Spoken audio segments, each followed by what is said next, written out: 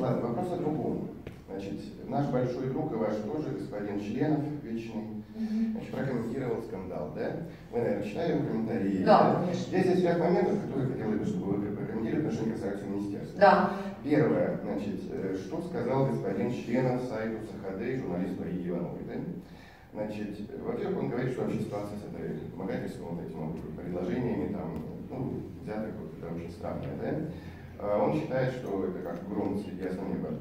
Мрачный, горестно он говорит все это.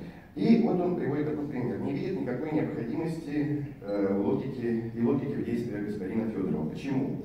Потому что он говорит, что все эти туристические объекты, дом рыбака и прочие, официально предлагалось передать им. То есть не было никакой вот подоплеки, они вам якобы предлагали все эти объекты передать ярмарке официально. Это вот слова Членова.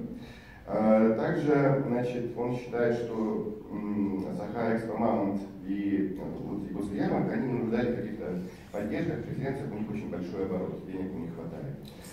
Вот. И, значит, вот эти слова по поводу того, что прошу прокомментировать. И, значит, сейчас Членов тоже удивил, что господин Федоров вообще-то, значит, сейчас занимается подготовкой к выставке в Японии. Значит, они там уже работают или что-то делают, да? Насколько это все состоится, потому что, я так понимаю, если уголовное дело, то выезд за границу запрещают, еще что-то, как-то в этом вопросе что будет сейчас? Спасибо. Да, действительно, предлагалась передача этих туробъектов, но предлагалась она Владимиром Михайловичем Членовым.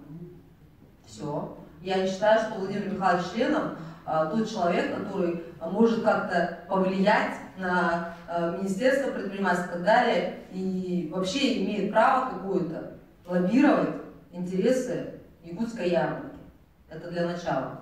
Ну, коли уж там он так заявляет это, да. По второму моменту, касательно того, что он там может выехать, там, да, не может выехать, Федоров, да, ну, я сомневаюсь, что он куда-то поедет, потому что у него заведено уголовное дело.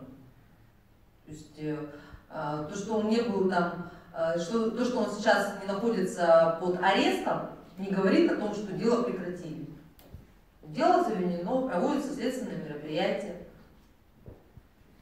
Поэтому, если он поедет в Японию, я буду очень удивлена.